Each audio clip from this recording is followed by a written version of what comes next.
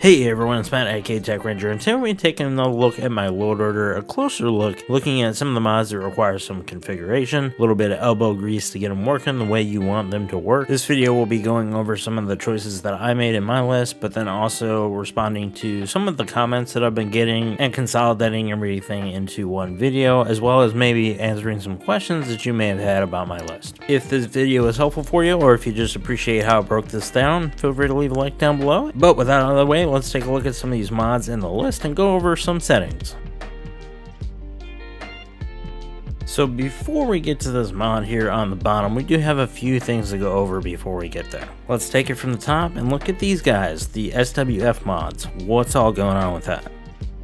So as explained on the Skyrim mods Reddit, thanks to Clofus, this is a tool that is used by modders to make it a little bit more easy to port things. I'll link the Nexus page as well if you guys want to read a little bit more into it, but essentially that allows us to use things like just shields. Some UI mods that broke the creations menu actually have SWS versions now. For example, Nordic UI in my list. As far as just shields though, I went with the special edition of just shields instead of the anniversary edition, and that is because you need all of the anniversary edition content installed, otherwise you can't actually download the anniversary edition of just shield. For example, I don't have the alternative armors from Creation Club installed, so that would not allow me to download the actual anniversary edition of just shields. As far as what the mod does, it just puts a shield on your back if you have one equipped, and you put the weapon away, and it even works with the backpacks from Creation Club. It does include a skeleton mod as well, so if you have one of those like we were using here on the channel, like XP32, you don't really need that anymore. This mod would include that. Now to round out this section, I have the weather mod that's RTT Weathers. You can actually go and select your preset by opening this menu here, and I usually use the Pixar preset for the color, but default's just fine, just makes it a little darker. Fantasy is going to add a little bit of a bloom effect to everything.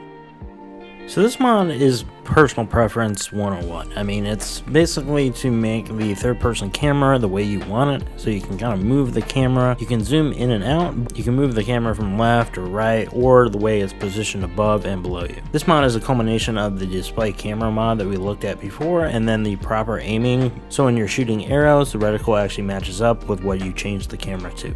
For me, if I'm idle, I like to have the camera kind of low and then centered, so it looks really cool when you're walking around. Now, there are actually zoom settings on the melee and ranged options. I tend to just focus on the actual zoom option, and that one will determine whether or not you can zoom super far into your character or zoom out. Basically, you have a bubble around your character, which is your camera. I usually go with minimum, and then I choose very close. That way I can get really close to the character, but again, that's personal preference, but that's just the way I have it set up. And then I have the FOV on 90 as well, which I think is a nice little middle ground, but you can go higher if you want. You're going to get a shallow depth of field if you go any lower than 80, because 80 is the default. Moving on, I've got Mysticism and Adamant set up this way because Mysticism is supposed to go first, then Adamant if you're using that, and then the patch is below it. But then there's this guy right here, 360 walk and run standalone. And this mod essentially makes it so that when you're in third person and you run towards the camera, you're actually looking at the camera. Then I have the character and NPC mods, and I went with the Definitive Beauty Pack after Divine Skins and Bodies because I wanted a difference in NPCs, and as far as the space goes, that one fit the bill.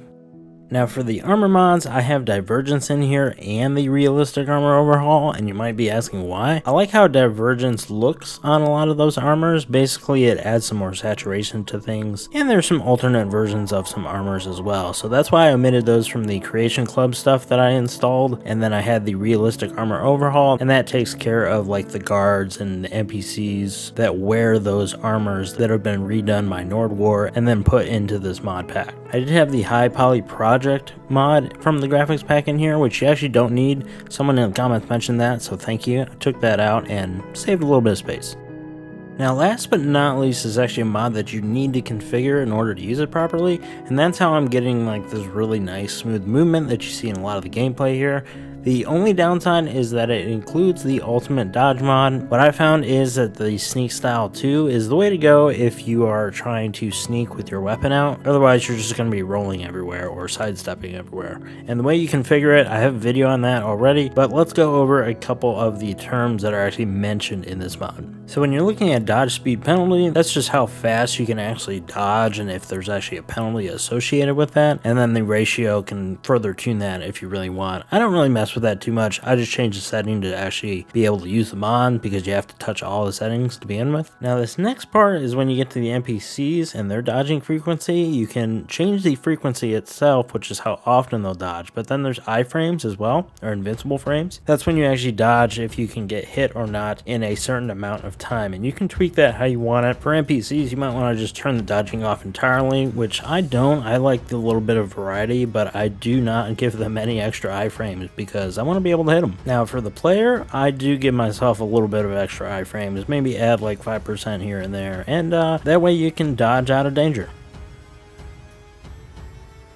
Hopefully this video was helpful for you if you had some comments or questions on that last load order video. The goal was to make sure the load order video itself was not super long, so if people just wanted to go and see that, they can go and click on that video. This one is just more of a companion video, so you guys can get back to playing and maybe finding some new mods to use. Thank you so much for watching. If you guys have any questions about anything, feel free to comment down below, and I will see you all in the next one. Have a great rest of your day, and happy modding.